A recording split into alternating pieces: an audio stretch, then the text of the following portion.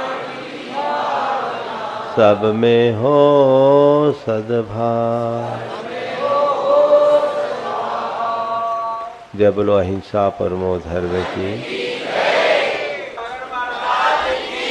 इस प्रकार आज आप सब लोगों ने भावना योग का आनंद लिया। आप सब इसे अपने नियमित जीवन में लें तो बहुत उत्तम होगा। प्रातःकाल 5 मिनट उठते ही आप भावना योग करें, पूरा दिन अच्छा जाएगा। रात्रि में सोने से पूर्व 5 मिनट का भावना योग करें, आपको बहुत अच्छी निद्रा आएगी। और अन्य जो गर्भवती महिलाओं के लिए 9 मिनट का भावना योग है, अन्य है, आप उनका प्रयोग कर सकते हैं।